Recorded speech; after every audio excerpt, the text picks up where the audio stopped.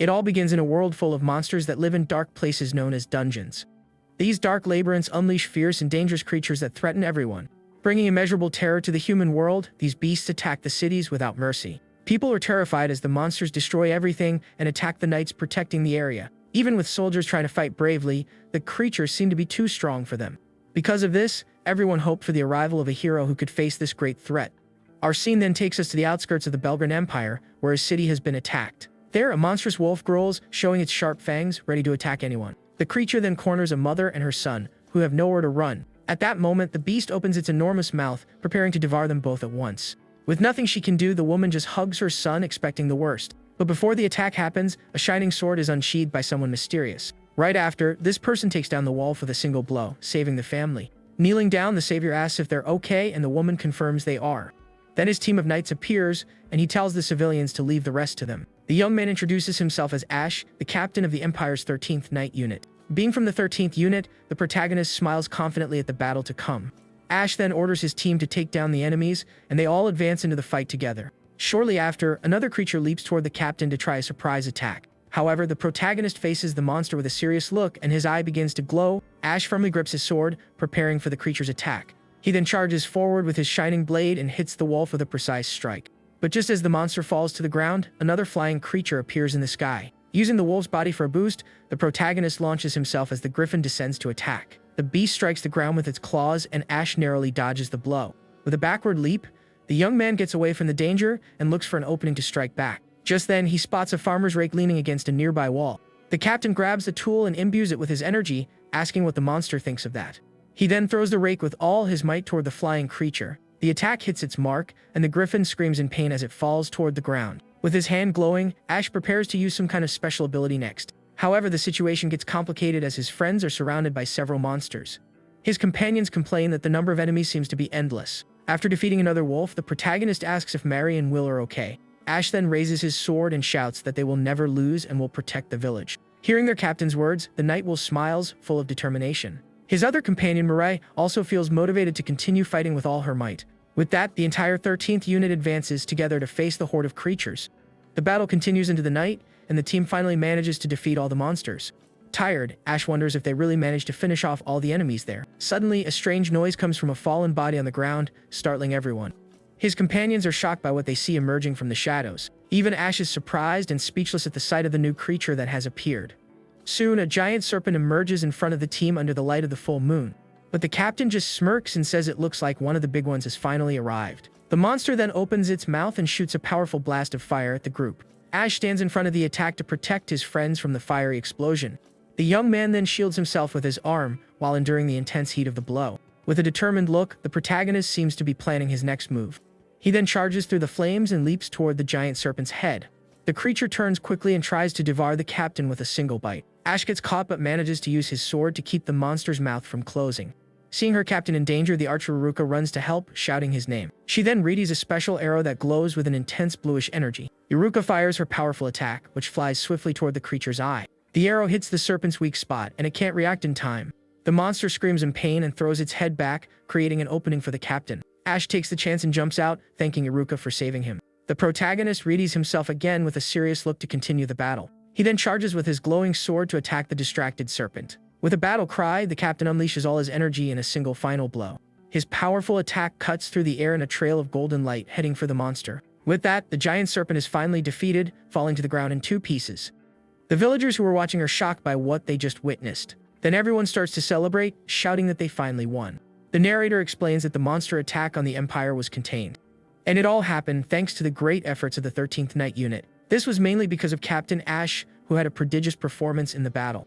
Defeating more than 200 monsters by himself, he was essential to the group's victory. After the fight, his companions celebrate the feat and jump on the protagonist. Because of his overwhelming strength, the young man received the nickname Ash the Vanquisher. Our scene then shifts to a large castle on a sunny and peaceful day. Inside, the king recognizes Ash's services in subjugating the monsters. As a reward, the emperor grants him the rank of a Kwasi, noble of the kingdom.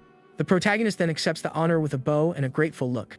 In a ballroom, Ash is greeted with applause by all the nobles present. His friends comment that this is a huge and unusual promotion for a knight. They also joke that the young captain is now part of high society. With an awkward smile, the protagonist reveals that he is also getting engaged. This news takes everyone by surprise, and his companions are petrified with shock. Yuruka despairs and yells for Ash to reject the engagement, but he says he can't ask for the impossible.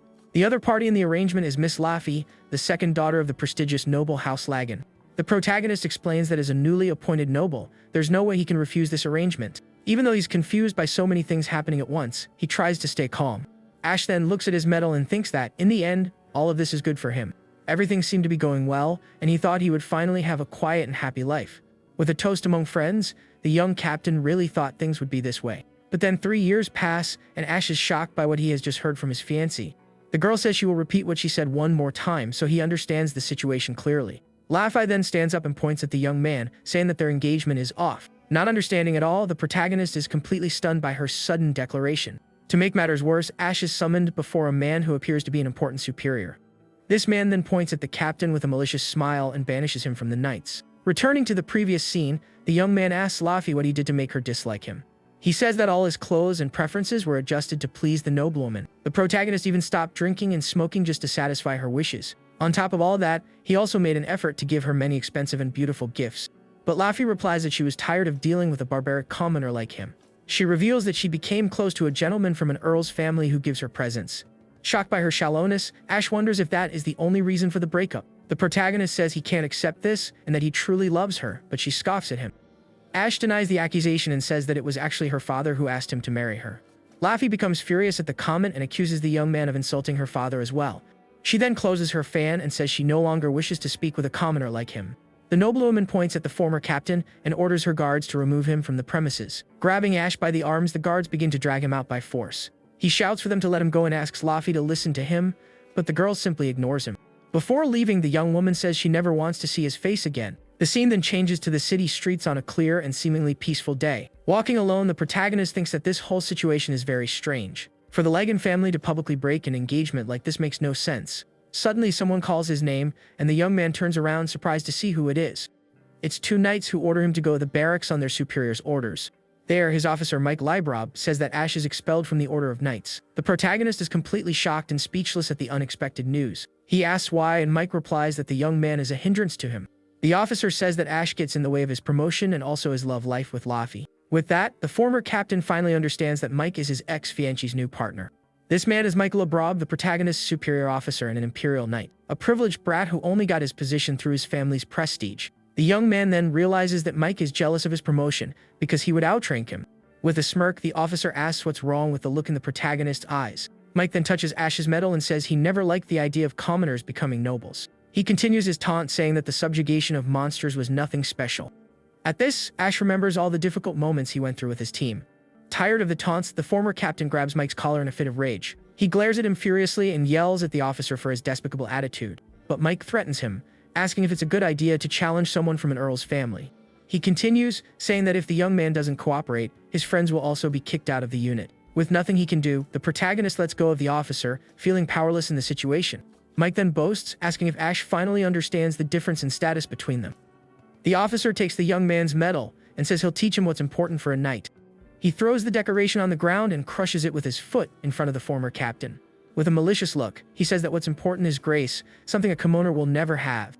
Mike then orders the young man to pack his things and be gone by the end of the day. Carrying his belongings through the corridors, the other knights comment on his appearance.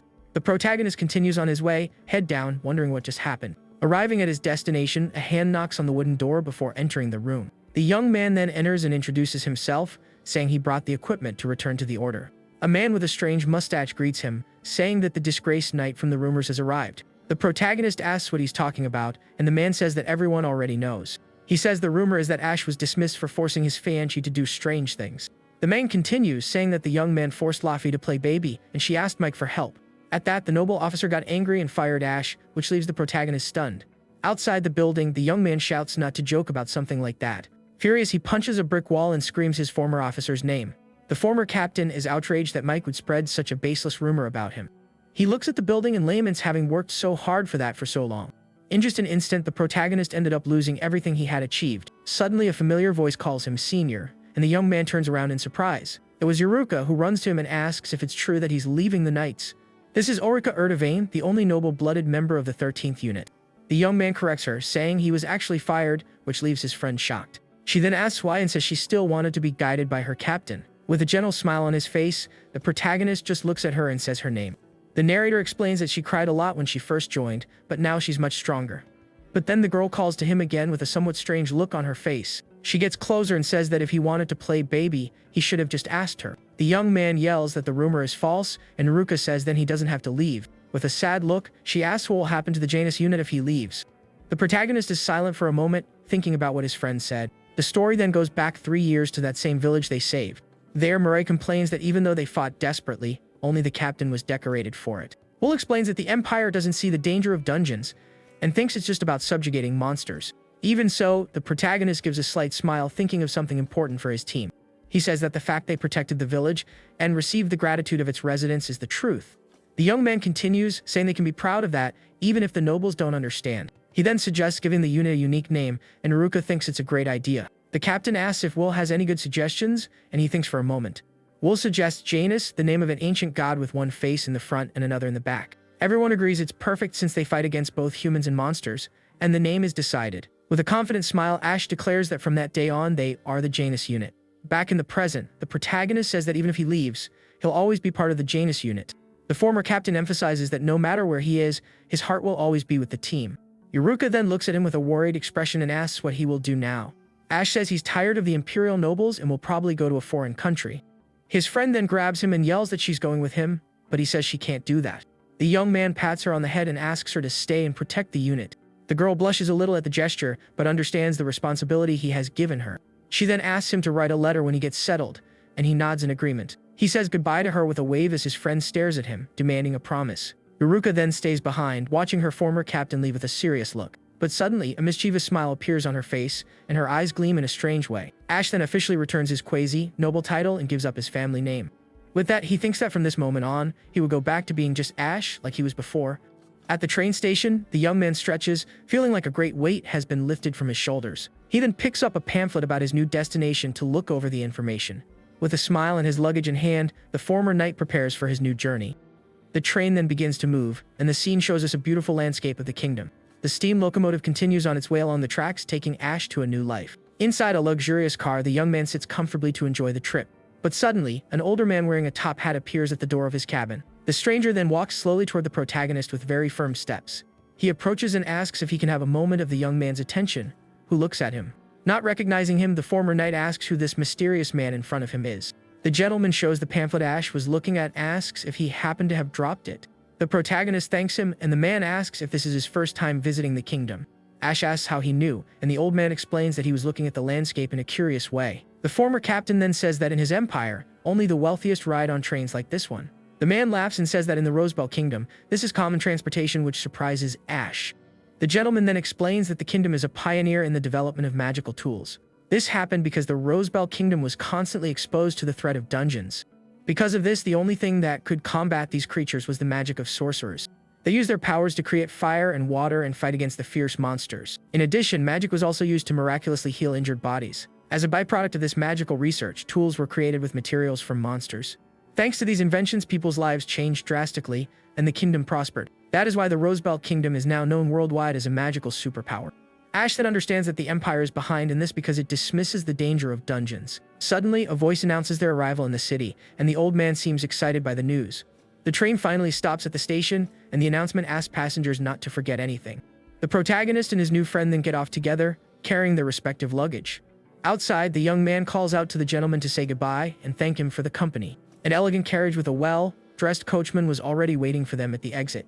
The former knight shakes the old man's hand and thanks him for everything he taught him on the trip. The man then welcomes him to the kingdom and wishes him an enjoyable stay. With an excited smile on his face, the young man replies that he will, with great enthusiasm. Walking through the streets, he finally sees the famous second dungeon city of Rosebell.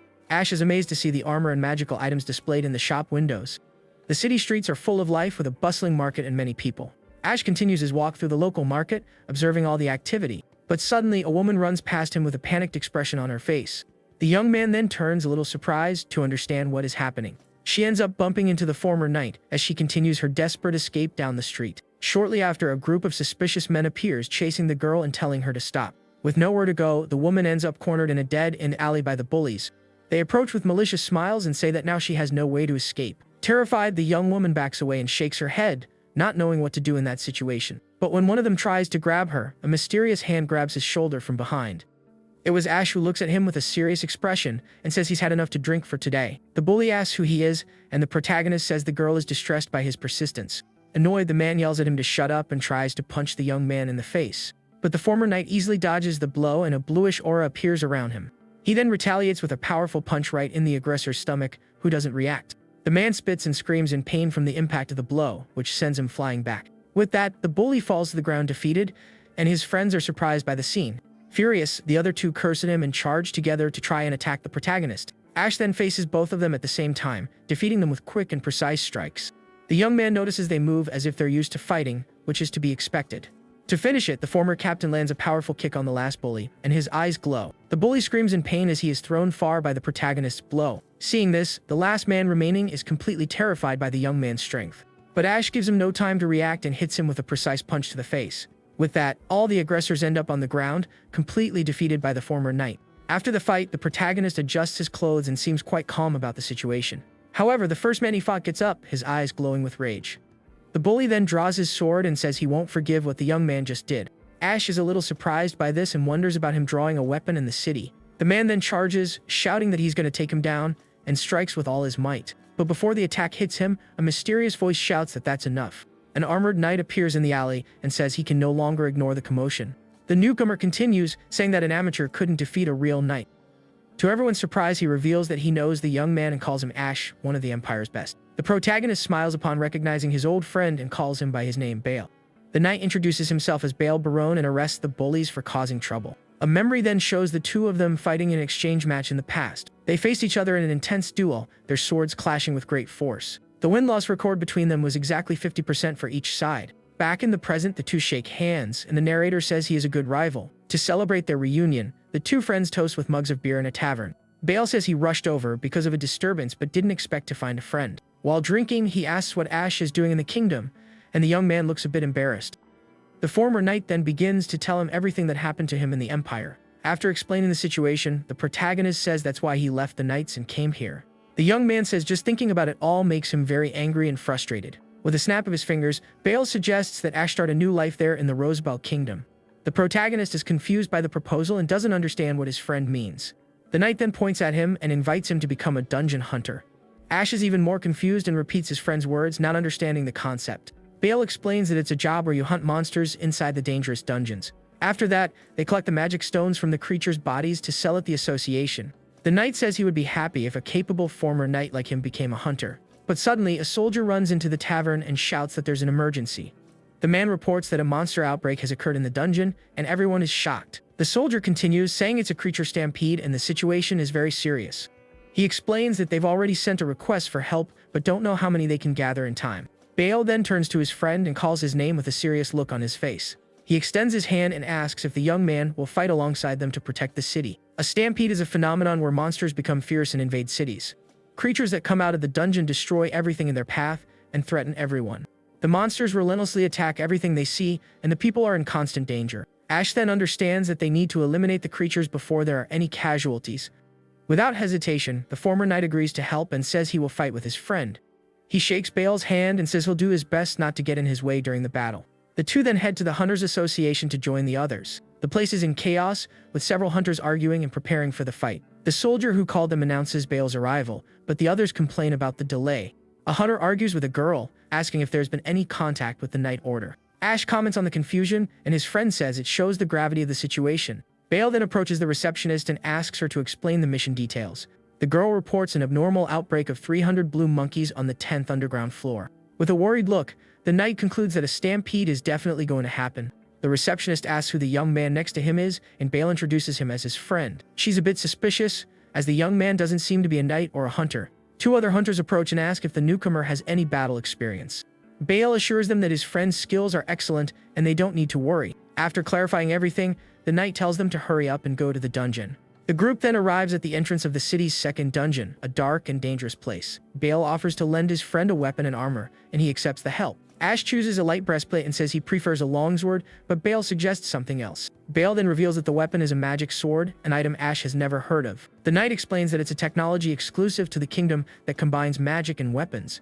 To activate it, he hands his friend a magic stone to place in the hole on the guard. The young man then takes the stone and inserts it into the sword, a bit curious about the result. The stone fits perfectly, and a bluish light begins to emanate from the weapon's blade. A shining aura envelops the sword, and the former knight is surprised by what he sees. Bale says the weapon's power greatly increases its cutting edge, making it stronger. Ash is amazed and says a weapon like this will completely change the way of fighting. With preparations complete, the group gathers to enter the dungeon and face the monsters. The narrator explains that the dungeon has several floors, and the monsters change on each one. The deeper they go, the fiercer and more dangerous the creatures become. Bale says they've set up a barricade on the stairs to the 3rd floor to intercept them. Arriving there, the protagonist is surprised to see the place looks like an artificial building. The knight says dungeons are full of mysteries, and they should focus on the mission. He points to a barricade on the stairs to the 4th floor, where they will form a unit. But suddenly, the barricade starts being attacked by something with tremendous force. Bale shouts that the monsters have already arrived, and a hunter despairs at the situation. The knight then calls his friend to the fight, and the two advance into battle together. In an instant, the barricade is completely destroyed by an energy blast. Shortly after, a pack of giant blue monkeys emerges from the hole ready to attack. Bale warns that the monkey's weak spot is their head, and Ash confirms, ready for the fight. Right after, one of the creatures charges with a fierce roar toward the protagonist. But the former knight gives a slight smile and notices they aren't that fast. With a quick and precise strike, he uses his magic sword to cut the monster in half. The other hunters are shocked to see the young man defeated the creature in a single blow. He then wonders what this sword is, as it seems to cut like a knife through butter. While fighting, Bale laughs and asks his friend if he liked the powerful magic sword. Ash then realizes that with this weapon, he might not even need to aim for the weak spot on the head. To test his theory, he attacks another monkey with a horizontal slash across its body. The blow works perfectly, and the creature is defeated, being thrown against the wall. Even on the ground, the monster still twitches a bit before it stops moving. But suddenly, another creature attacks him by surprise, trying to grab him from the ground. The former knight reacts in time and manages to cut the monster with his shining sword. Bale then warns that these creatures are special and very resilient, which annoys Ash. The protagonist understands that this is a hunter's job and kicks one of the monsters. But the horde of creatures seems endless, and another one charges toward him. He then complains that the situation is tough as he cuts down another enemy with his sword. Meanwhile, Bale faces a monkey that is gathering energy and says their fur is worth a lot. The knight prepares his attack and says the fur is popular for nobles' winter clothes. The other hunters are impressed, as the blue monkeys are not weak monsters. The hunters are impressed and wonder who Captain Bale's helper is. The knight then reveals that he is Ash the Vanquisher, a name that surprises everyone. He continues, explaining that the young man once stopped a monster stampede in the Empire. The soldier says that on that occasion, the former knight defeated 200 monsters by himself. The others are shocked by the number and say he's an elite, like a hero. The knight concludes that if he's on the same level as Bale, then he has the skill of the 10 swords. Ash is a bit confused and asks what this title of the kingdom's 10 swords is. A red energy then appears around his eye as he continues to fight. The knight takes off his helmet to answer the question and says yes with a serious look. With a slightly sinister smile, he explains that it is the greatest desire of all knights. The protagonist then shouts if his friend hasn't gotten stronger and praises him during the battle. Bale replies that the former knight has also gotten stronger than he was a year ago. The two then fight side by side, their swords glowing in a flurry against the monsters. The young man asks if the knight really thinks so and seems happy with the compliment. Bale says this just makes him want his friend to become a hunter like him even more. After a while, the fight finally ends, and the two are surrounded by monster bodies. The other hunters watch in shock, realizing they defeated 300 monkeys by themselves. They then realize they did nothing, and Ash and Bale celebrate their victory together. Back at the association, the receptionist counts the total value of the collected magic stones. The girl announces that the total is 600,000 rows, and everyone is surprised by the amount. Bale asks if elite hunters don't always earn that amount, and the girl confirms it.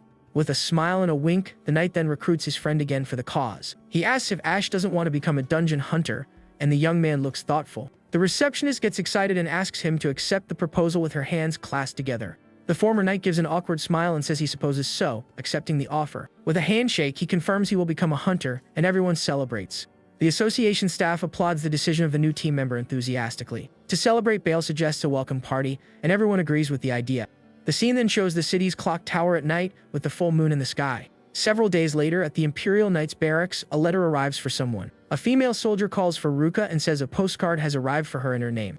The knight thanks her and takes the letter with a slightly curious look about the sender. She wonders who it could be and is a bit confused looking at the card in her hands. Suddenly, a somewhat sinister laugh is heard, and the girl stands with her back to the room. With a frightening look and a malicious smile, she says she will go see him right now. The scene then returns to the Imperial Knights headquarters on a sunny day. Yuruka reads the card with a relieved smile and says he seems to be full of energy.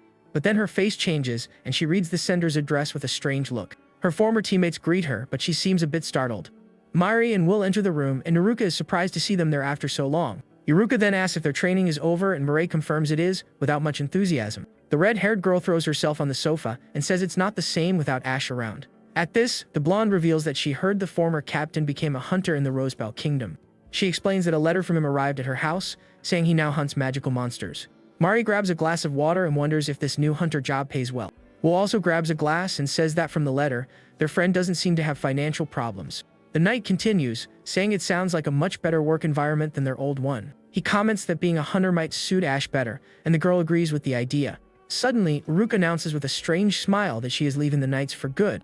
Mireille is shocked and asks if she's going after the former captain, and the blonde confirms she is. Then Will also reveals he's leaving to take over his family's merchant business. The red-haired young woman complains that the place will get boring but soon seems to have an idea. She stands up excitedly and says she's also going to become a hunter because it sounds fun. At this, a dark and jealous aura surrounds Uruka, who doesn't like the news. Mary asks which city in the kingdom the protagonist is in, and the blonde continues with her cold stare. With a malicious smile on her face, Uruka reveals he's in the first dungeon city. The red-haired girl invites her to go together, but she immediately refuses the offer. The blonde explains that she first needs to talk to her family before she can leave for there. With that, the three join together and declare that the 13th unit is officially disbanded. The scene then takes us to the Hunters Association, a place with a very rustic appearance. Inside, the receptionist greets him with a good morning, and he recognizes her from the other day. She asks if he came to process his registration, and the young man confirms he did. The girl gets excited and says his performance the other day was incredible and that she's happy. She then introduces herself as May, and the protagonist replies a bit awkwardly that the pleasure is his. With that, the receptionist hands him some forms to fill out there at the counter. After a while, the former knight finishes filling out the papers and hands them in with a smile.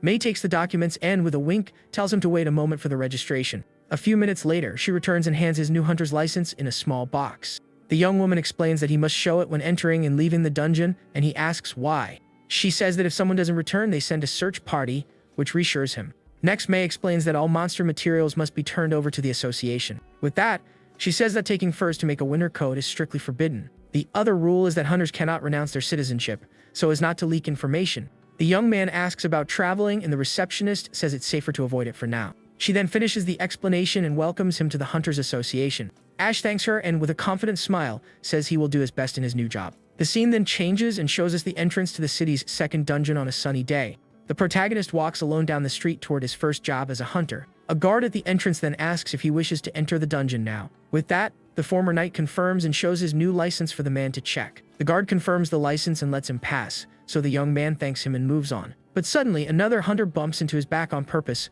making him turn around. On impact, the protagonist's license falls onto the stone ground of the entrance. The man then picks up the card and apologizes in a rather sarcastic way.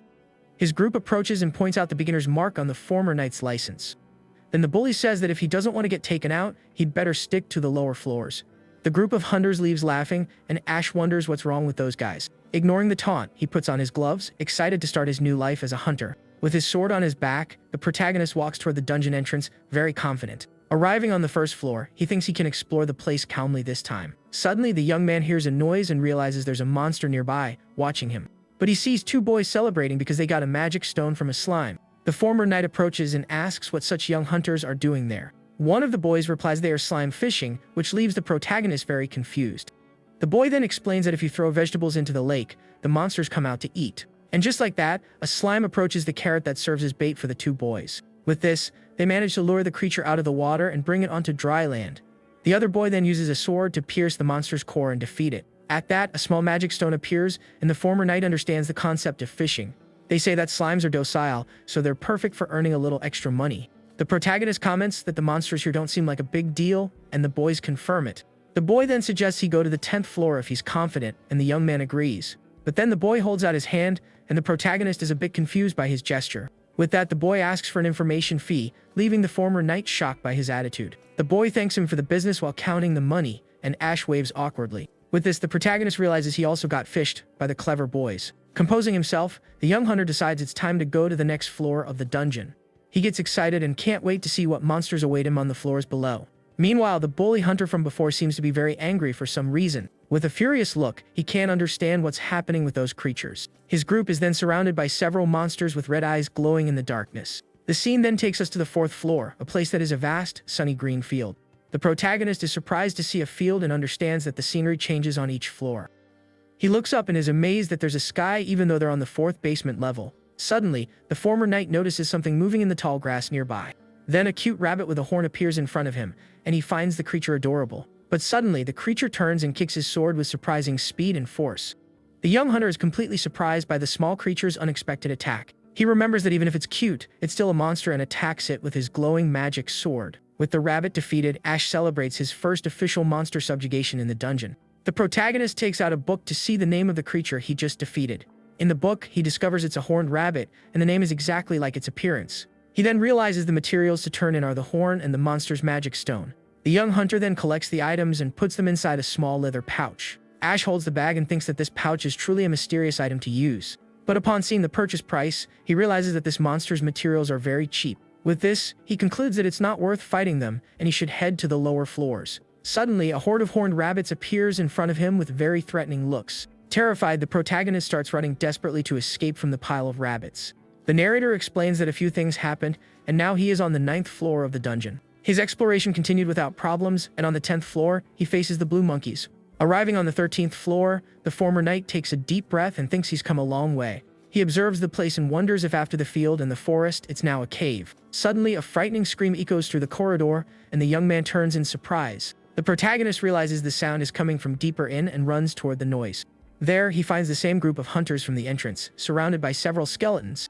The young hunter then remembers that they were the same guys he saw at the dungeon entrance. A giant skeleton with a red cape prepares to attack the leader of the hunter group. At this, the former knight shouts for them to be careful and charges with his glowing sword. He then manages to block the monster's blow in time, saving the hunter from the fatal attack. The protagonist then asks if the hunter is okay, and he confirms he is, a little shocked. Facing the monster, Ash thinks it's the first time he's seen a skeleton like that. With that, the young man charges and attacks the creature's body with a powerful blow from his sword. The attack hits its mark, and the skeleton's body shatters from the force of the impact. But even on the ground, the creature's eyes still glow, and it seems to be alive. The former knight wonders if the weak spot is the head and prepares a new attack with his weapon. He then delivers a powerful blow to the monster's skull with his shining blade. After the attack, the protagonist breathes a sigh of relief, thinking the battle is finally over. Suddenly, a purple magic stone begins to glow inside the fallen skeleton's chest. At this, the monster begins to repair itself, and the young hunter is shocked by the scene. He wonders if the creature is immortal but soon remembers that it's already lifeless, after all. The other hunters then shout that the weak spot is the magic stone in the heart area. Looking closer, Ash sees the glowing stone and understands that is his true target. The skeleton then rises again and charges with its sword to attack the protagonist. But the young man dodges the blow and counterattacks with a precise slash from his bluish blade. Then he readies himself and charges quickly attempt a direct attack on the monster's chest. With a precise punch, he strikes the skeleton's ribcage to grab the magic stone. His eyes glow, and he yanks out the stone with his hand, asking what the monster thinks of that. At this, the magic stone shatters in his hand, and the protagonist is satisfied with the result. Without its power source, the skeleton finally falls to the ground, completely defeated. The protagonist understands the monster's weak spot as he faces the remaining skeletons. He thinks that now that he knows how to defeat them, the battle will no longer be a big problem. With a confident smile on his face, the young hunter readies his sword for the next attack. He charges with his shining blade and hits another monster with a quick and precise blow. With another precise move, he destroys one more skeleton before the creature can react. With his eyes glowing, he unleashes an ability and defeats several enemies at once. After the fight, the protagonist breathes a sigh of relief amidst the finally defeated monsters. The group of hunters he saved then approaches and thanks him very much for all the help. The group leader recognizes him as the rookie from the entrance and is surprised by his strength. He then apologizes for mocking him, and Ash asks what happened to the group. The hunter explains that since the dungeon was quiet, they went deeper than usual. A flashback then shows the group walking through the cave corridors without a care. But suddenly, a skeleton attacked them by surprise, coming out of the shadows without warning. One of the group members shielded him from the blow but was severely injured in his place. They tried to fight but stood no chance against the horde of monsters that surrounded them. The girl in the group says they couldn't do anything and tends to her injured friend. The group leader shouts his friend's name, and Ash approaches to see the wound. The young man realizes the wound is serious and that the hunter's life is currently in danger. Suddenly, a giant shadow appears in the dark corridor, frightening everyone there. Shortly after, a new horde of skeletons appears, ready to attack the cornered group. The protagonist complains that more monsters have appeared while the girl helps him with their injured friend. With a worried look, the young hunter realizes the number of enemies is very large. The other hunters are also terrified and understand the situation is very complicated. Then the girl in the group yells for the former knight to watch out for the incoming attack. Ash turns, surprised by the warning, and prepares for the rapidly approaching danger.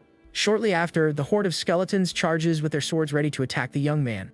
The young hunter manages to destroy the body of one of the monsters with his shining sword, but to his surprise, the creatures begin to regenerate on their own right after. Annoyed, he realizes he needs to aim for the magic stone to defeat them once and for all. Ash then yells for the group to take the injured man and run while he holds off the enemies. With that, the former knight jumps and attacks another skeleton with a powerful aerial strike. He then kicks the monster's body away after hitting its chest with his sword. But the young man complains that he can't aim for the stones because there are too many enemies together. The protagonist realizes they are completely surrounded and the situation is very bad. Not knowing what to do, he wonders what the best way out of this predicament would be. Suddenly, the former knight seems to have an idea, and his eyes widen with a memory. A memory then shows him buying a longsword and a breastplate in a shop. The protagonist says his equipment is now perfect and the vendor gives him a freebie. The man explains that it's a smoke bomb that repels monsters and could be useful. The young man then takes the item and wonders if it really works as the man said. Back in the present, Ash desperately searches his pockets for the smoke bomb. With a relieved smile, the former knight finally finds the item that could save them. He then says he has no choice but to try and throws the bomb with all his strength. The bomb flies quickly toward the horde of skeletons and explodes with a blue flash. The item hits one of the monsters right in the face and white smoke begins to spread. The smoke covers the entire area, and the group waits anxiously to see the result of the attack. The former knight wonders if it will work, because if not, they are completely done for. With his hands clasped, he pleads for the item to work and save them from this situation. The smoke begins to clear, and the skeletons seem to have stopped moving for some reason. Seeing that it worked, the group celebrates and says the item is incredible for stopping the monsters. But Ash shouts that there's no time to celebrate and tells them to run while they can. With that, the protagonist carries the injured hunter, and they all run to escape the danger. After a while, the young man says the monsters probably won't follow them this far. The injured hunter laments that his arm might be lost, and Ash approaches to help. The protagonist then starts bandaging the man's arm to try to stop the bleeding. He takes out a potion and says he's going to pour it into the hunter's mouth to help him heal. With that, Ash forces the man's mouth open and pours the green liquid in to save him. The potion works and the bleeding slows down, so Ash tells him to take him to the surface. The scene then takes us to the city, where the clock tower glows under the sunset light. With that, the group leaves the dungeon carrying their injured friend, and the protagonist shouts for a doctor. Soon after, some medics arrive and take the hunter on a stretcher to the hospital. Tired, Ash sits on a couch and thinks his job is done, and the rest is up to the doctor. The group leader then apologizes and offers a reward, but the young man refuses on the spot. The former knight says it's natural to help each other, and tells them not to worry about it. An hour later, a doctor comes out of the room, and the group anxiously asks how their friend is. The doctor explains that the potion saved his life, which relieves the girl in the group, but he reveals they couldn't save his arm, and the leader says just surviving is enough. Ash agrees, saying that as long as you're alive, anything is possible, and they'll find him a job. Seeing their friendship, the protagonist thinks with a smile that he's envious of that feeling. At this, he remembers his old team, the Janus unit, and wonders what they are doing. A month passes, and a hunter in a tavern asks Ash if he's not going to join a party.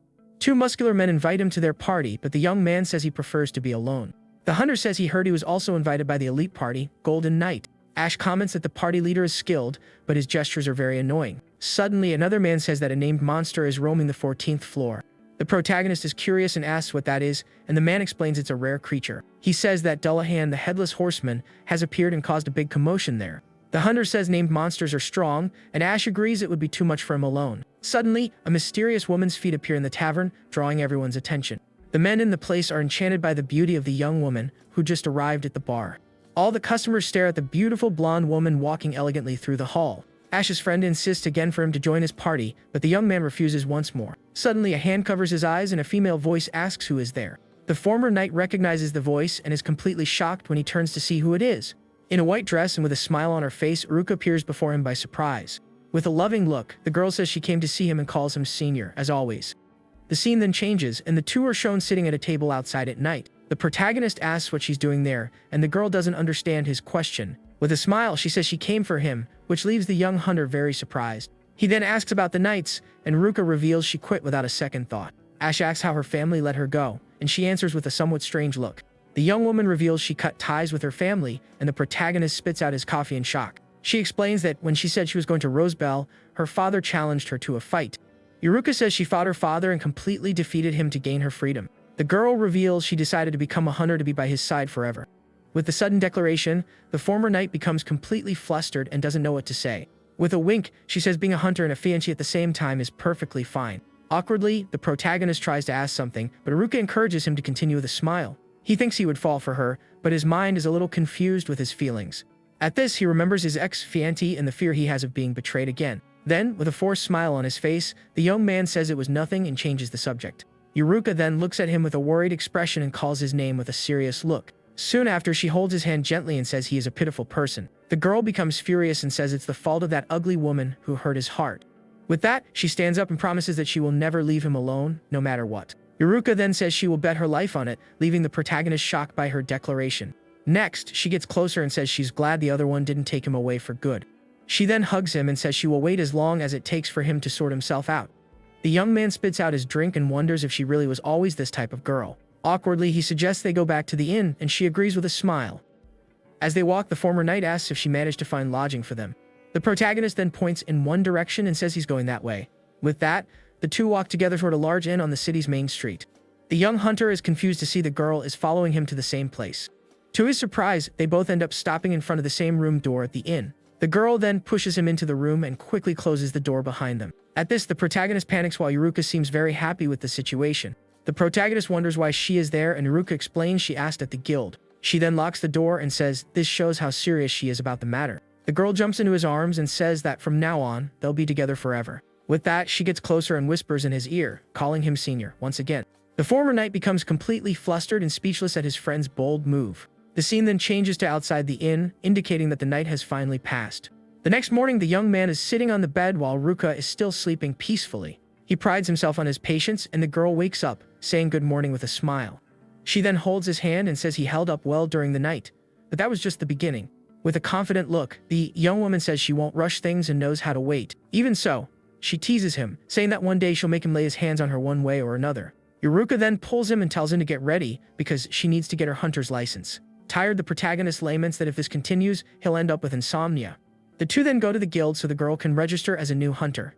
Arriving there, the young man says good morning to the receptionist, May, who greets him back. Suddenly, the blonde appears next to him and says good morning to the receptionist, who gets startled. Uruka says she came to get her license, and Mai glares at her and starts to growl. The receptionist asks them to wait a moment, and the former knight smiles victoriously. The protagonist then asks if something is wrong, and Uruka hugs him with a strange look. She explains she sensed that May liked him, so she decided to give her a little warning.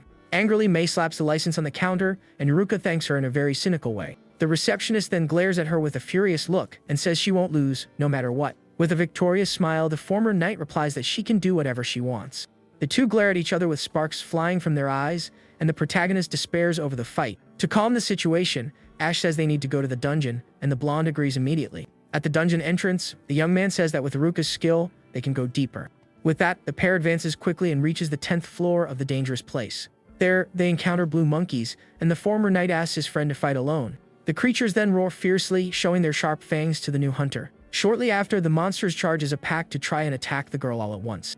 But Ruka remains calm and readies her bow with a serious look for the fight to come. She then fires a powerful energy arrow that flies toward her enemies. The protagonist watches the fight from a distance, and is a little surprised by his friend's skill. The young woman then quickly grabs 3 more arrows from her quiver to continue the attack. With a determined look, she prepares her bow to fire all 3 arrows at once. The powerful attack advances like a blast of light and hits the blue monkeys dead on. Ash is impressed and says her precision and skill have improved a lot, but the situation gets complicated as more creatures jump from the trees to join the fight. The former knight then shouts for her to switch to close quarters combat, and the young woman agrees. With that, the new hunter puts away her bow and draws a dagger to fight them up close. With her eyes glowing red, the girl charges and cuts off the monster's head. The creature then screams in pain from the precise blow it receives from its opponent. The young woman then does a backflip and finishes off the monkey with a precise dagger attack. Yuruka climbs on top of another monster and defeats it with a powerful downward strike. Ash is proud and thinks that her close quarters combat is also impressive. After defeating the monsters, the former knight waves to her friend with a victorious smile. The protagonist then smiles and says he's proud his junior has gotten so strong. With that, the hunter duel leaves the dungeon after a very intense day of training. He praises the girl for improving, and she asks him to praise her even more. With a smile, the young man suggests they try the 13th floor the next day. Suddenly, one of the boys from the slime fishing appears running and shouting his name. The boy arrives out of breath and says a named monster has appeared in the dungeon and they need help. The news shocks the former knight, who is left speechless upon learning that Dolahan is there. The scene then takes us to the Hunters Guild, where everyone is agitated by the news. A girl with a teddy bear in her arms trembles with fear while sitting in a chair. The receptionist Maya explains that the girl's party encountered the monster on the 14th floor. The boy reveals that she is the sole survivor, and that more than 10 people didn't make it back.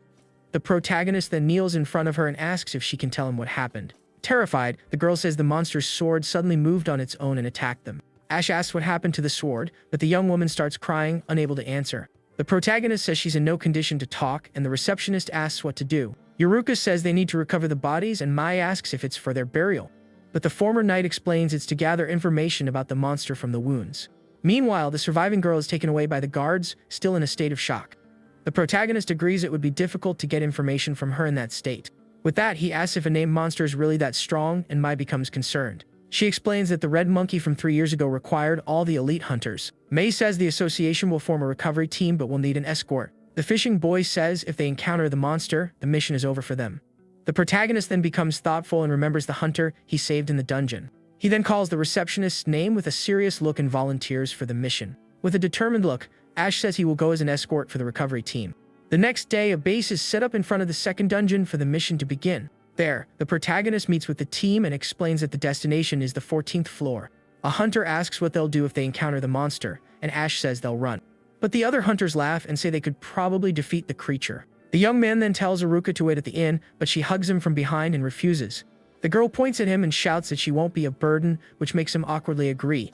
With a determined look, the protagonist tells the team it's time to begin. With that, the entire group advances together toward the dungeon entrance for the mission. Right on the first floor, the group encounters some skeletons, but the protagonist acts quickly. He shouts that the enemy are skeleton soldiers, and everyone prepares for the battle to come.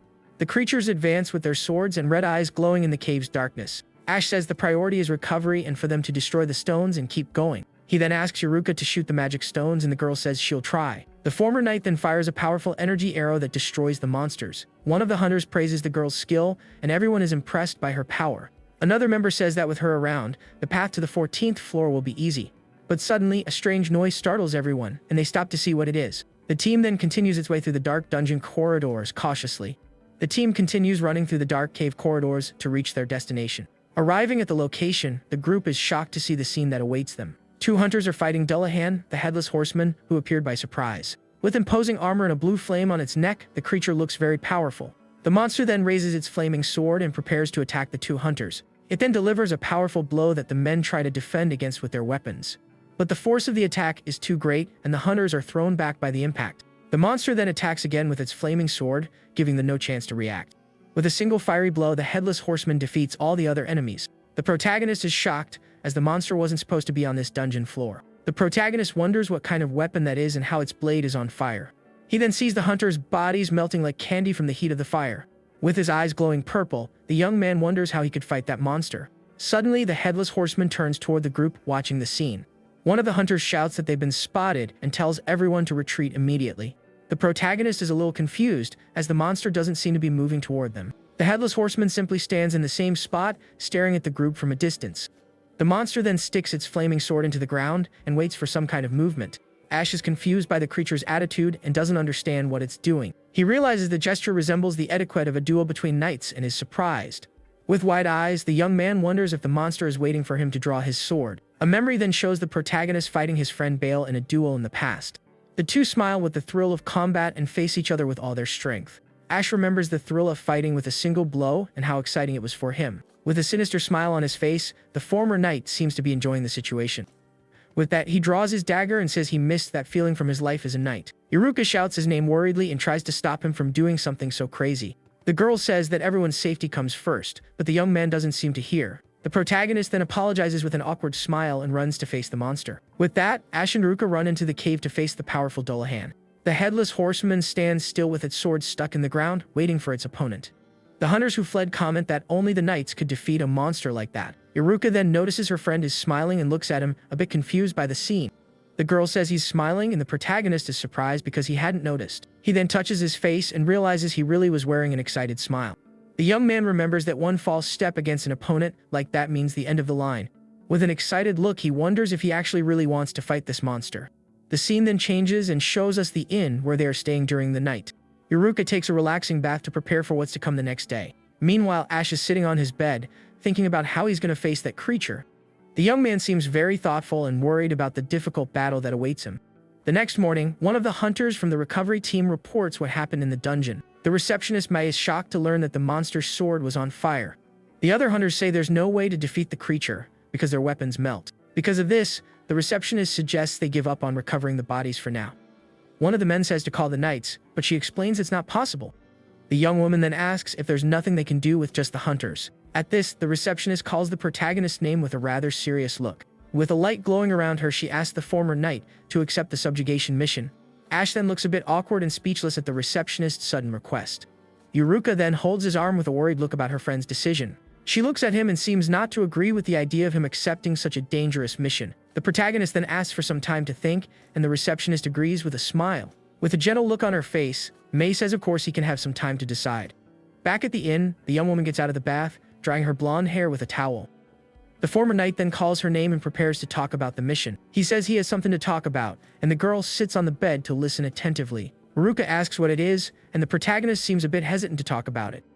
But with courage, the young man reveals that he wants to fight the Headless Horseman from the dungeon. He explains it's not a mission or an obligation, but his own will to fight. Ash then turns to the girl and starts to say something, but she interrupts him immediately. The young woman squeezes his face and scolds him for thinking she wouldn't go with him on the mission. She says that's exactly what she's talking about and asks why he's always like this with her. Yuruka squeezes his face even harder and says she's hurt that he would think she wouldn't go. The former knight remembers a conversation they had in the past when they were with the Empire. Back then, he said he might not come back, but she replied that she would follow him anyway.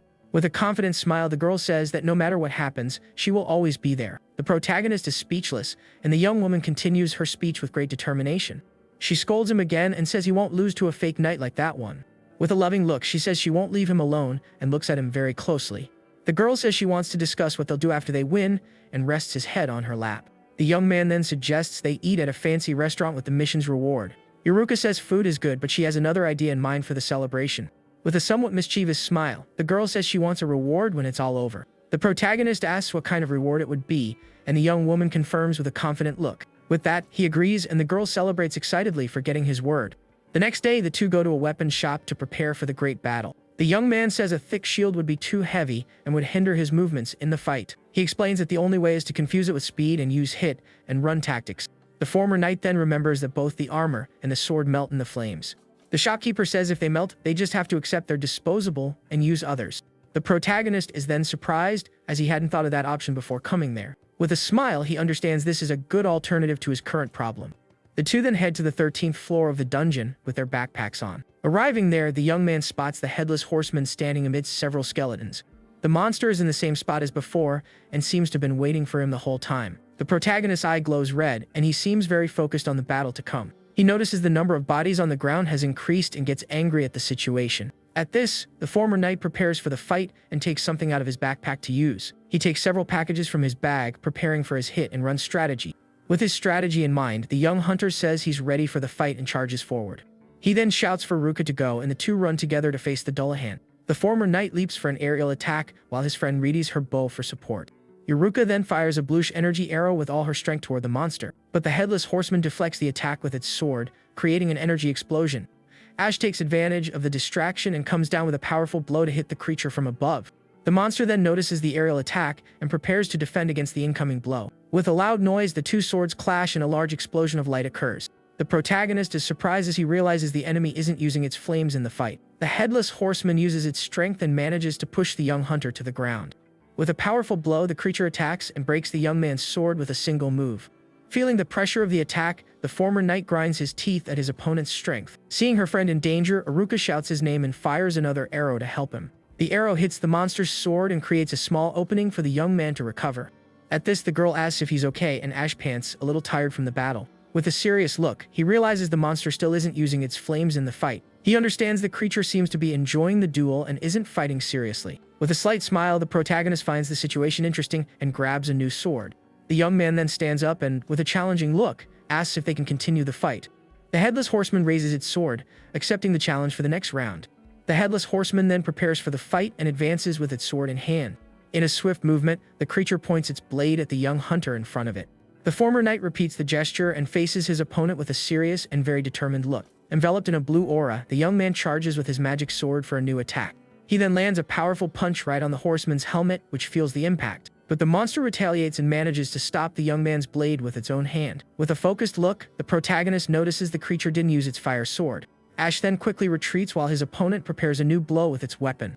Yuruka says she'll provide support, but the former knight yells for her to wait a little longer. With a surprised look, he understands that this creature is no ordinary monster. Its movements and fighting style are exactly like those of a real knight. To test his theory, the protagonist decides to do something completely unexpected. With a formal gesture, he introduces himself to the monster as Ash, a former knight of the Empire. The creature then stumps its feet on the ground as if responding to his greeting. The protagonist recognizes this as the greeting of the Rosebell Kingdom and is surprised.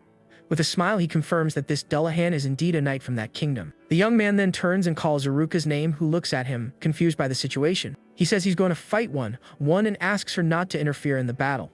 Then Ash faces the monster and regrets not being able to know its real name for the duel. But he promises he will make the world remember the strength of that noble knight. With a battle cry, the protagonist charges with his sword, ready for the next attack. He then delivers a powerful blow and hits the horseman's chest with his bluish blade. The young hunter's attack manages to create a small crack in his opponent's armor. Ash realizes the enemy is very resilient and already starts thinking about his next move. With that, he says he will keep attacking until he can break the monster's defense. Next, the former knight delivers another precise blow in the same spot to increase the damage. The crack in the creature's armor then starts to get bigger and bigger with the attacks. With a slight smile, the young man says it seems his opponent isn't invincible after all. The headless horseman then puts its hand on its chest and observes the damage it received to its armor. Suddenly, it sticks its sword into the ground with force, and a strange energy appears around it. With that, the weapon's blade begins to catch fire with an intense and very reddish flame. The monster then raises its flaming sword, preparing to finally fight seriously. Iruka is shocked and shouts that the enemy is finally using its powerful fire sword. With a smirk, Ash says the fun is over and that this is very interesting. The creature charges with its flaming weapon, and the real battle is finally about to begin. The protagonist then defends against the fiery blow with his own bluish magic sword, but the heat is so strong that his shoulder guard catches fire, and he shouts in pain. He rips off the flaming piece of armor and throws it on the ground, saying that was a close call. The headless horseman then prepares to attack the young man, who is now at a disadvantage.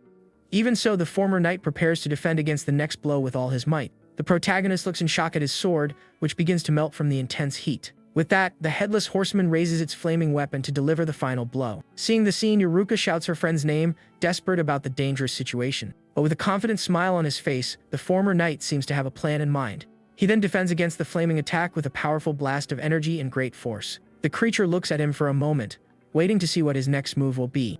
With a slight smile, the young man says he also came prepared for this great fight. He shows a bag and says it's a magical item storage tool. Next, the protagonist throws the bag into the air, and several swords emerge from within it.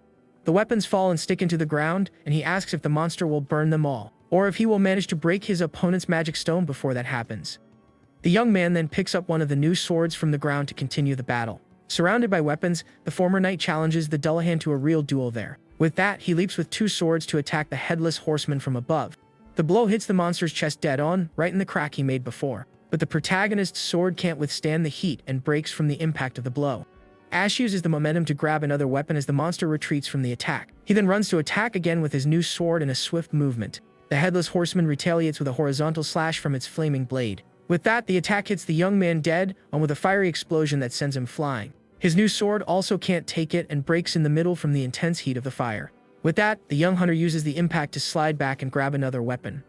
He then readies himself for the fight again and picks up another sword that was on the ground. The protagonist shouts that now there are only 4 swords left and prepares for the attack. In a swift movement, he throws the weapon like a spear toward the monster, but the headless horseman easily deflects the attack with its flaming blade. The former knight then throws more swords and shouts that now there are only 3 left for him. The creature then prepares itself and unleashes an even more powerful wave of fire than the last. With that, the monster charges with a devastating blow that covers the entire area in flames. Ash is completely surprised by the power of the attack and can't react in time. The fiery explosion then hits him head on, raising a curtain of smoke and dust. Haruka watches it all desperately and shouts her friend's name, worried about him. But to everyone's surprise, the protagonist emerges from the flames without a scratch. The young hunter stands firm and faces his opponent with a serious and determined look. With his eyes glowing, he knows this is his last chance to win the battle. He then throws his last 2 swords into the air to prepare his final attack. With a red glove on his hand, the young man grabs his last weapon for the decisive blow. The headless horseman charges quickly to try and end the fight once and for all. The creature then spins and delivers a circular fire attack with all its might. But Ash leaps over the flames for a final aerial attack against his opponent. With his eyes glowing red, the protagonist shouts that he will settle this now. He then attacks with all his might, and the 2 swords clash with a tremendous impact. With the powerful blow, the magic stone in the monster's chest finally begins to crack. The former knight then lands safely as his opponent retreats from the damage of the attack. The Dullahan puts its hand on its chest, feeling the damage it received from its opponent in the fight. But Ash realizes he didn't destroy the stone and now only has one sword left to fight with. The monster then rises again, but the flame on its sword has almost disappeared. Next, the creature holds its sword by the blade and offers the hilt to the young man. The protagonist is completely confused, not understanding what the monster is doing. He then asks if the weapon is for him, still not believing the enemy's action. The creature extends its arm even further, confirming it wants him to take the weapon.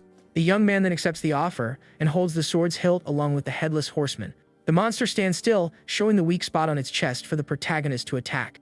Ash holds the enormous sword and asks if the creature wants him to end it all there. He thinks that if his opponent were human, that last attack would have been fatal.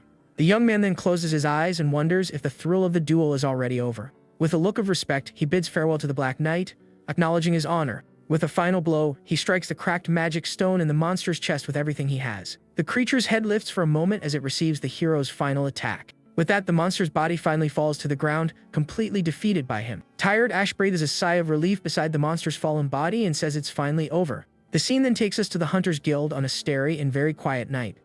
The receptionist May and the others are shocked and ask if he really defeated the Dullahan. The protagonist and Iruka smile victoriously with the monster's items and confirm the great victory.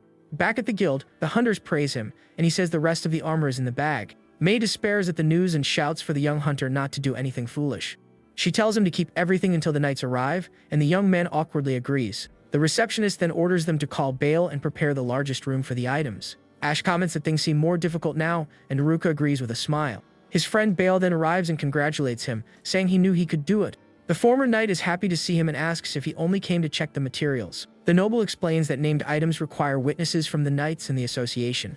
The young man complains that it sounds like a hassle, and his friend asks to see the monster's items.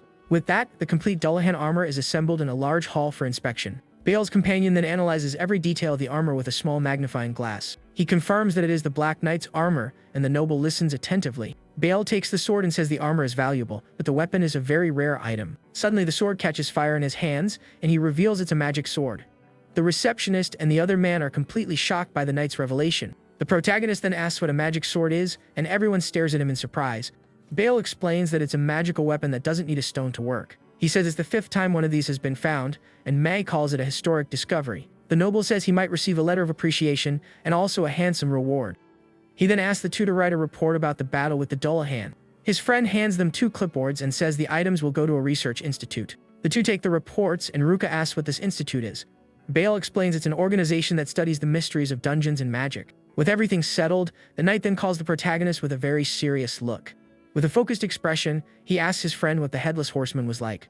Ash then looks back at him and says there's no mistake about its identity. The young man confirms that the creature was undoubtedly a true armored knight. The noble says he knew it and reveals the armor resembles that of ancient knights.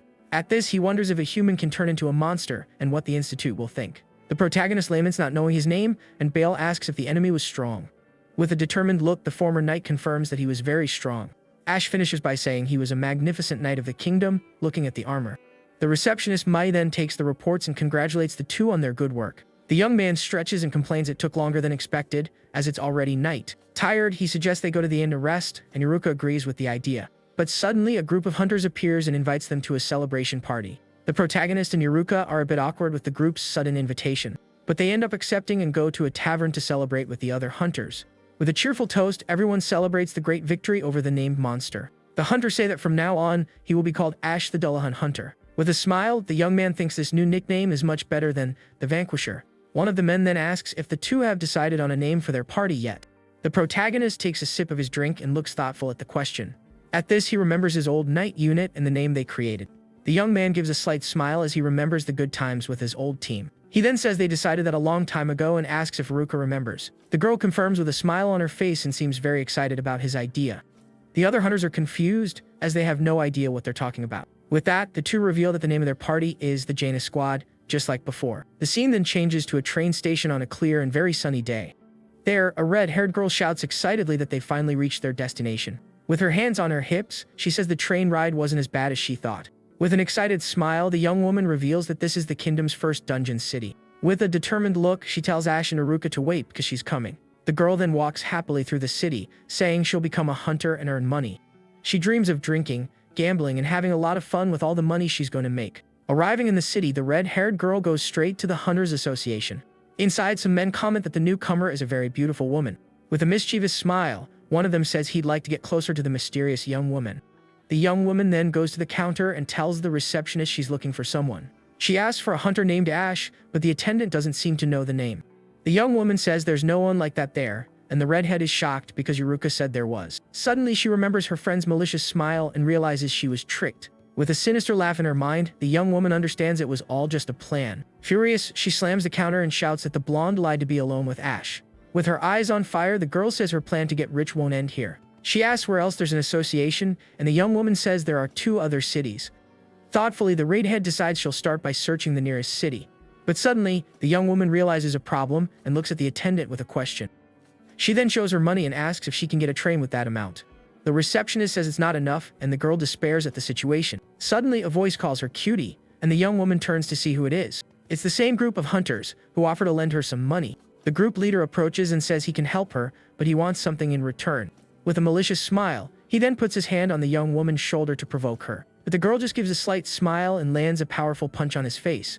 The bully screams in pain and is sent flying while his friends are shocked by the scene. With her eye glowing red, the girl then charges to attack the next enemy. Next, she lands a powerful kick to the face of another aggressor, who doesn't react.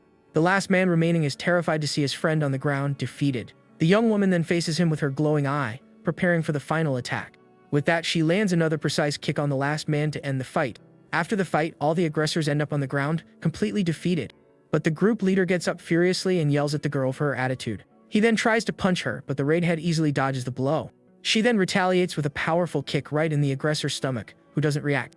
To finish it, the young woman lands a spinning kick to the man's face with all her might. At this, he spits and falls to the ground defeated, and she complains that she's already very irritated. With a furious look, the girl shouts for them to leave and not to bother her anymore. The receptionist who is watching is shocked and says the young woman is incredible. She then suggests the redhead become a hunter since she's out of money and is strong. The girl thinks about the idea and realizes it's the perfect solution to her problem. With a determined look, she says she will save up money to go after her friends. Meanwhile, 2 days later, Ash and Yuruka are walking together through the city peacefully. Suddenly, the girl calls her friend's name, and he turns to see what it is. It was Bale, who greets him and says he's escorting the Dullahan's items to the capital. Bale then gets a little closer to whisper something to the protagonist in secret. He reveals there was an inscription on the armor, and Ash is very shocked by the news. The noble says he was a royal knight who never returned from the dungeon a long time ago. The young man then wonders if he'll end up like him if he passes away inside that place. Ash says the armor and sword will be useful for research, and his friend agrees. Bale says the reward from the capital depends on the evaluation and says goodbye to the group. The protagonist then suggests they go to the association, and the girl nods in agreement. The scene then takes us to the Hunters Guild with a very loud sound of surprise. The receptionist Mai reveals their reward is 5 million, and the 2 are shocked. They do the math and realize it's 2.5 million each, which is a lot. Mai then says they've been named exclusive hunters of the second dungeon city. Ash asks if that's a big deal, and she says they will receive various special treatments. With an excited smile, the receptionist asks them to continue defeating monsters. The scene then changes to the inn on a starry and tranquil night. Ash holds a glass of a drink and seems to be thinking about everything that happened that day. Alone in the room, he wonders how he should use all the money he's earned. Suddenly, Ruka calls him senior, and he turns to see what the girl wants. She hugs him from behind and asks about the reward he promised her before. With a blushing face, the young man says he hasn't forgotten, and the girl seems very satisfied. With a mischievous smile, Ruka sits on the bed and asks him to come to her. Awkwardly, the protagonist approaches the bed, but still a bit hesitant about the situation. The two then look at each other very closely, their hearts beating very fast in their chests. With a blushing face, the young man prepares for what's to come, but the girl surprises him. Yuruka then lays him on the bed with a smile and gets on top of him with a mischievous look. The young woman then gets closer with a blushing face and seems very happy with the moment. The protagonist becomes completely flustered and speechless at his friend's bold move. She then teaches him how to place his arm comfortably so she can lie down. With that, the girl lies down next to him and hugs him with a loving smile on her face. With a mischievous look, she says that from that day on, she wants him to be her pillow. Ash asks if that's all, and she teases him, asking if the young man was disappointed. Yuruka says she'll wait but wonders if she's not being a bit sneaky with him. With a smile, he says no and that he actually likes her way of being.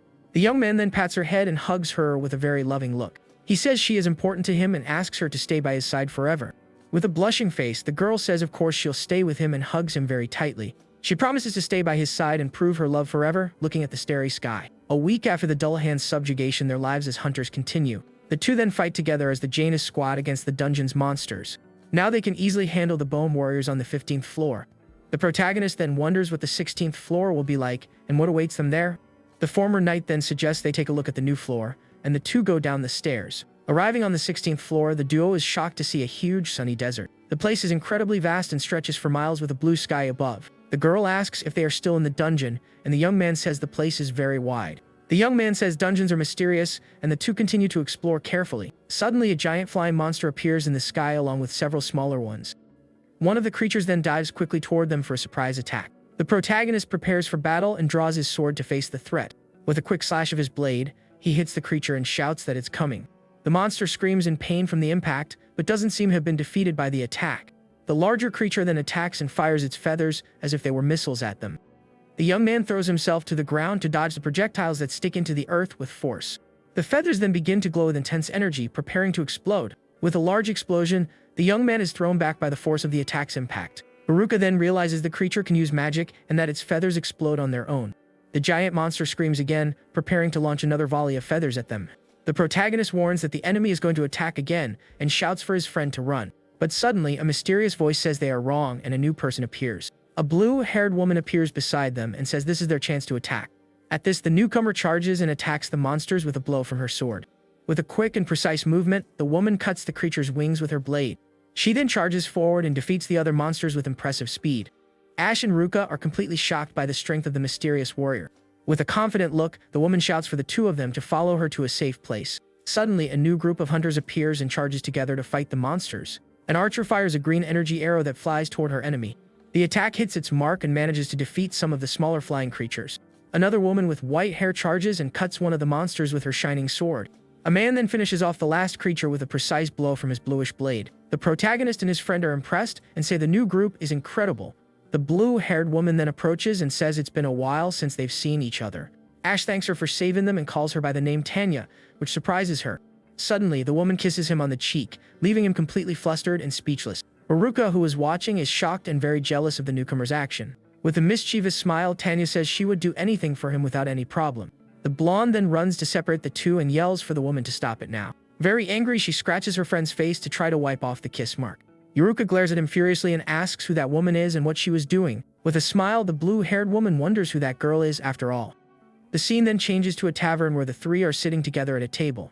The blue-haired woman introduces herself as Tanya Sander and greets the blonde. Ash explains that she is the leader of the goddess's sword party and a noble who became a hunter.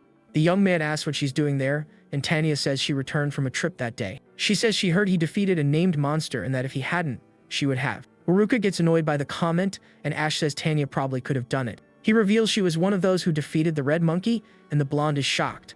The noblewoman says she became a hunter to gain fame with her own name, not her family's. The girl then asks how a noble knows him, and the young man seems a bit embarrassed. He tells her that Tanya tried to recruit him for her party, but he ended up refusing the offer. The blue-haired woman then looks at him with a mischievous expression and says she hasn't given up. Ash tries to convince him, saying that joining her party would be safer for him. With a mischievous smile, Tanya says he can have her body as he pleases. Haruka is shocked by the proposal, and the young man spits out his drink with a red face. The noblewoman asks if it's not a good deal, and the young man shouts that's not the point. Awkwardly, he gets up and says he needs to go to the restroom to escape the situation. Tanya then looks at him with a smile as he walks away, a bit embarrassed. Suddenly, the blonde slams her mug on the table and glares at the noblewoman with a furious look. With a dark aura around her, Haruka threatens her and says if she touches him, she'll regret it. The blue-haired woman just laughs and says the young woman is the very jealous type. With a smile, she holds the girl's face and says she doesn't just want Ash. With a mischievous smile, Tanya reveals she also wants the young blonde for herself. Haruka is completely shocked and speechless at the noblewoman's sudden declaration. The blue-haired woman says everyone in her party is satisfied with her techniques. Hearing this, Tanya's companions blush and look awkward at the comment. The blonde is speechless and her face turns red as she realizes the woman's intentions. Tanya says she takes whatever she desires and that's why she doesn't hesitate to use her weapons. Haruka glares at her angrily and seems to dislike the noblewoman's attitude at all. With a determined look, she says she won't lose and won't give up her beloved. With a smile, the blue-haired woman snaps her fingers and seems to have an idea. Suddenly, several waitresses appear, bringing many mugs of drinks to the table. Tanya then proposes a drinking competition to settle the dispute between the two. The protagonist returns from the restroom and is shocked to see his friend asking for another mug. Haruka drinks nonstop and seems determined to win the contest at any cost. Tanya doesn't fall behind either and drinks at the same speed to keep up with her rival. The two then glare at each other furiously as they continue to drink without stopping for a moment. The young man tells his friend to stop, but she yells at him and tells him to shut up. After a while, the blonde finally passes out on the table, and Ash asks Tanya to stop. With a victorious smile, the noblewoman says the young hunter now owes her one. The protagonist then says waiting is useless because he's not going to change his mind. The blue-haired woman just laughs and seems not to mind the refusal. With a wink, Tanya says goodbye to the young man and leaves with her group. The protagonist then carries his friend on his back through the dark city streets. Even passed out, the girl tells him to hold on tight because she's there with him. With a smile, she says she won't let anyone have him and hugs him lovingly. Ash just sighs and continues on his way through the city under the light of the full moon. The next day, an older, well-dressed man calls the two for a conversation. He asks the young man to tell him about the Dullahan, and the pair looks at him, a bit confused. The man introduces himself and shakes Ash's hand, asking how the fight with the monster was. With his eyes glowing, he asks if the creature was strong, and the young man confirms it was. The gentleman then starts asking several questions about the enemy's appearance and strength. With great excitement, he asks about its dominant hand, its speed, and even its smell. Yuruka's a bit scared by the man's attitude and wonders who he is. Ash then asks his name and the old man apologizes for getting too excited. He introduces himself as Edgar, a Marquis and the director of a research institute. The news shocks the two, who realize he is a noble of a very high rank. Edgar reveals he saw the monster's armor and found it all fascinating. He says he wanted to know more details and couldn't help but come to them. The protagonist is impressed by the energy of the old man before him. After the introductions, Edgar says it's time to get to what really matters. With a snap of his fingers, a large explosion of light suddenly happens in the room. The old man lights his cigarette with magic, and fire appears at the tip of his index finger. Ash and Yuruka are shocked to realize that this man is a powerful sorcerer. Edgar takes a drag and with a smile asks them again to tell him everything. With a dark aura around him, he asks the young man once more to talk about the monster. The protagonist then agrees and begins to recount all the details of the great battle. After a while, the clock on the wall shows that the conversation has been going on for hours. Tired, the former knight finishes speaking and says that's all he knows about the Dullahan. The old man then thanks them and says the two did a good job on the mission. Ash takes the opportunity and asks what the institute's director thinks of the situation. At this, the man puts out his cigarette and says he agrees with the knight's idea. The young man then asks if a person can really transform into a monster. Edgar reveals that before coming there, he went to take a look at the 14th floor. He searched the area where the Dullahan was seen with a lantern in his hand. The old man then illuminates the path with his light in search of any important clue. Suddenly, he comes across several armored skeletons standing in the darkness. There, he found the mortal remains of several knights from the ancient kingdom. The bodies were fused with the dungeon walls and turned into bone. Ash and Yuruka are completely shocked by the director's terrible revelation. The protagonist asks if those were the Dullahan's companions, and he confirms it. With a serious look, the old man then asks if they know about magical essence. He explains it's the energy that mages use and that the dungeon is full of it. The old man continues, saying that a sword exposed to it can become a magic sword. By the same logic, he says a body exposed to it can also turn into a monster. Ash and Yuruka are silent for a moment, thinking about the terrible possibility. With an excited smile, Edgar asks if all of this isn't thrilling for them. He shouts excitedly that solving the secrets of the dungeons is the kingdom's truth. Yuruka then asks if he went to the 14th floor alone, and the man laughs. He says of course he didn't go alone, and that he took his assistant and some guards. Suddenly, his assistant Sergio runs into the room and shouts that he found him. The young man complains that he's always running off alone, and the old man looks at him with a smile. Edgar says he wanted to hear more from Ash, but his assistant scolds him for his attitude. Bale reveals the director always acts like this, and the protagonist says it seems difficult. Ash then comments that he just heard how magic swords are created, and Bale is shocked. The noble shouts that it's a secret, and the blonde realizes she shouldn't have heard that.